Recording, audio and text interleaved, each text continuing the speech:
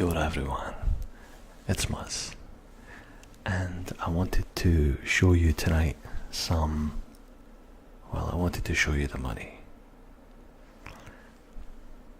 So here it is.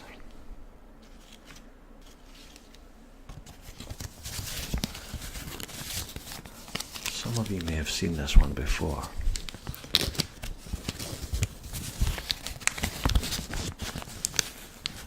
And I'm going to give you an extreme close-up of it too, okay?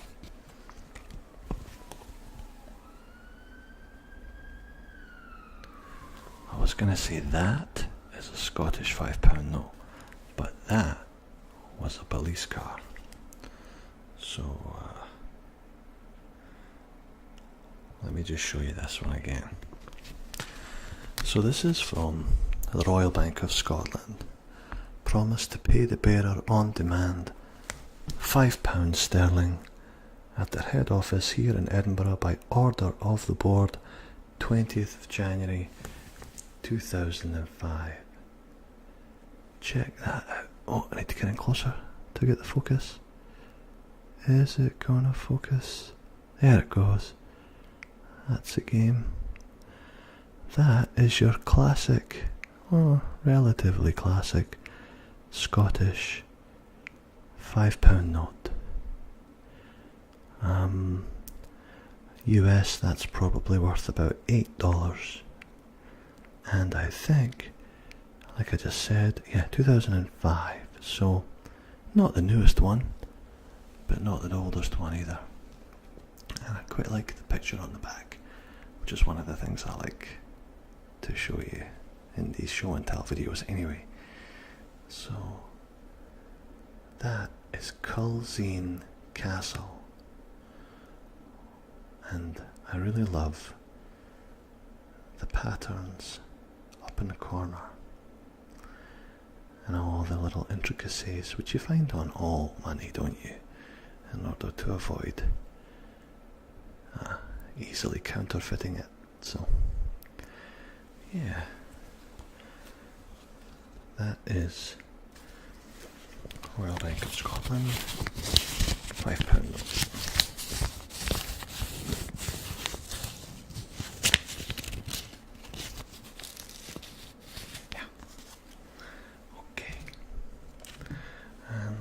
Second one here from Scotland, and this one came out after I left, so when I first saw it I was like, wow, new money, but of course it's not so new anymore.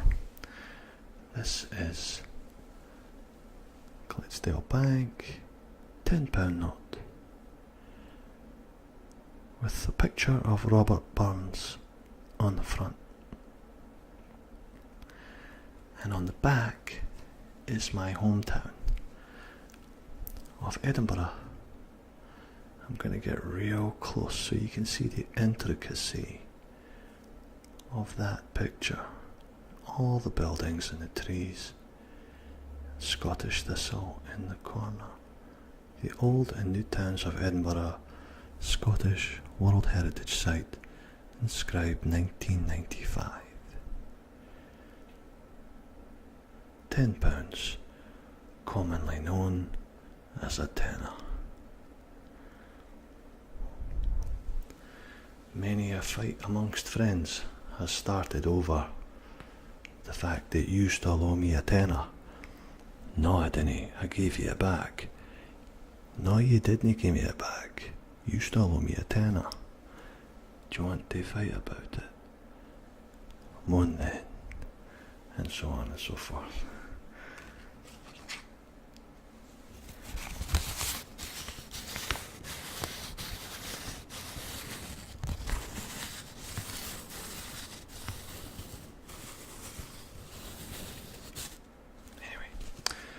That's the Scottish money.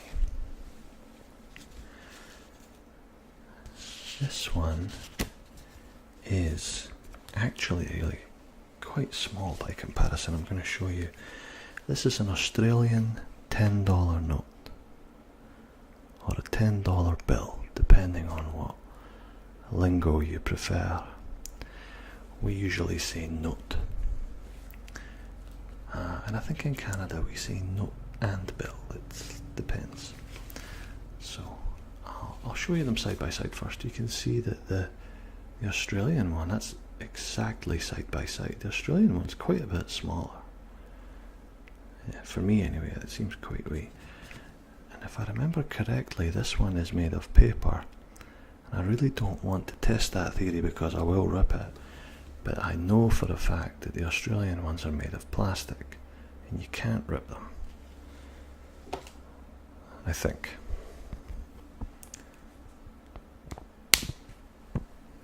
Yeah. I was right. You can't rip it. Well, I'm sure you could if you really wanted to, but it's not easy.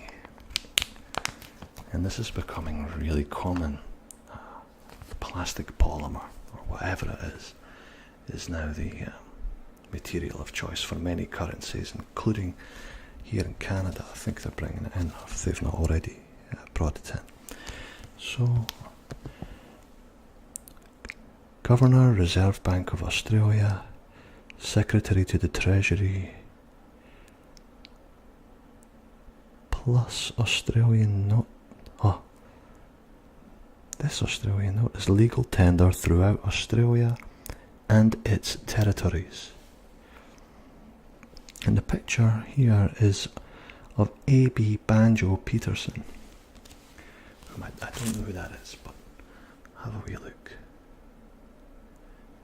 Now, wee bit of a Wild West frontier horse going on there. A lot of you might not know, but the whole cowboy thing, the cowboy hat, and the gold rush and all that, wasn't just limited to North America, but Australia and New Zealand have quite a lot of that in their history too. I believe this possibly reflects some of that, but don't quote me on that. Certainly looks like it though. What else is on there? Who's that? That is Mary Gilmore or Fillmore. Mary Gilmore, yeah. Perhaps some of my Australian viewers can fill me in on who she was and who A.B. Banjo Peterson was. I really love the little window, which is another cool design feature, but also anti-counterfeiting feature that appears on a lot of this money. So, yeah. Anyway, 10 Australian dollars. Right there. Okay. Now, we're gonna stay in the South Pacific. And I'm gonna show you 1,000 francs.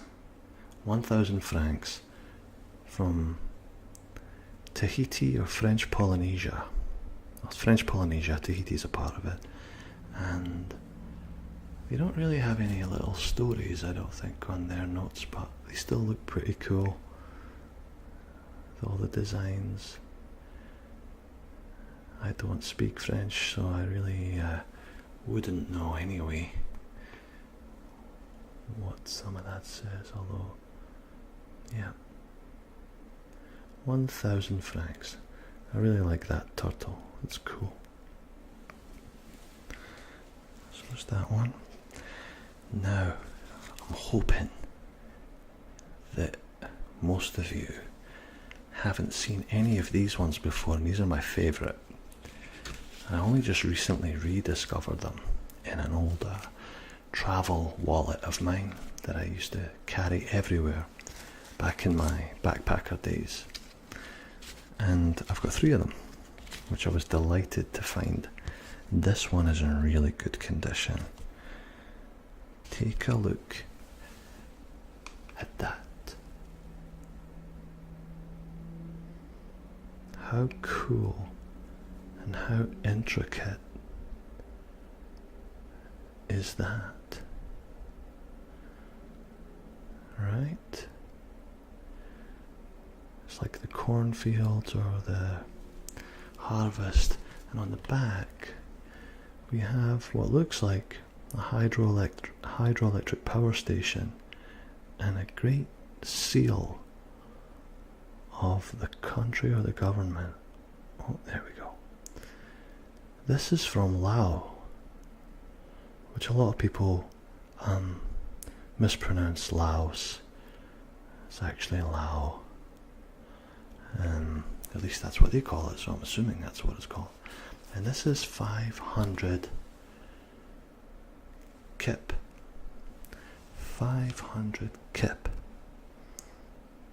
And according to the stamp, the print, it's from 1988. Of course it's not going to focus for me, is it? There we go, 1988. I really like that one. And I have no idea how much that's worth. Unfortunately, Kip is not worth much. At least it wasn't when I was there. That was probably 20 or 30 cents maybe.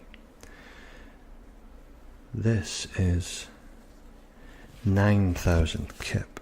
Sorry, no, I'm lying. I was misreading the number. It's not a 9. It's actually 1,000 Kip, this one. Have a look at the detail on that, which what looks like a temple, a seal, and some female faces, traditional dress, and again this incredibly intricate looking design all throughout the edges. And on the back you've got a bunch of cows or bulls, and I'm not quite sure what that is, but it's really cool. And yeah, 1,000 Kip. That one's actually from 1998, but it looks a lot older because it wasn't in such good condition. And this one, I'm going to read it properly first. This is 2,000 Kip. I have no idea how much that's worth, but it won't be much. There we go. I've got to hand it to them. Their design skills, I think, are excellent. And these are paper, like you would find on most traditional currencies. There's no fanciness in them beyond the patterns. And look at the detail in those trees. And I think that's probably another power station. I get the impression that they're quite proud of some of their industrial achievements. Laos is a communist country, and they're very poor, so I guess they show off what they can. Now, I'm pretty sure most of you have seen this one. This is the last one I have, but it's unusual for me. And I gotta say, as common as they are to see in the movies and on TV and even in real life, they're pretty intricate too when you look at them. One United States dollar with a bunch of different designs and numbers.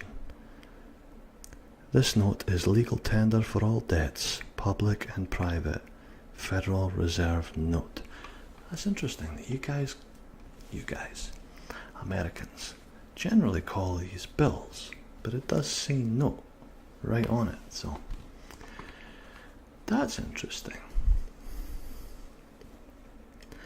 And some of those designs are crazy, and I'm not really the Great Seal. I'm not really going to get into all of that, but they're pretty cool from a design point of view, that's for sure. So that's really the end of my showing. Oh, wait a minute, I do have two more, and I actually don't know where these came from. This one claims to be $2. but I don't quite understand where it's from. It doesn't say where it's from, so maybe some of you will know better than me. This one certainly looks like what you'd find the classic $10 bill, but it doesn't look quite right. I think it's a counterfeit one, so yeah, bit unsure about that. So anyway, that's the end of my show you the money ASMR video. I hope you liked it, and as always, I hope you come back for more. Okay, thanks again. Bye bye.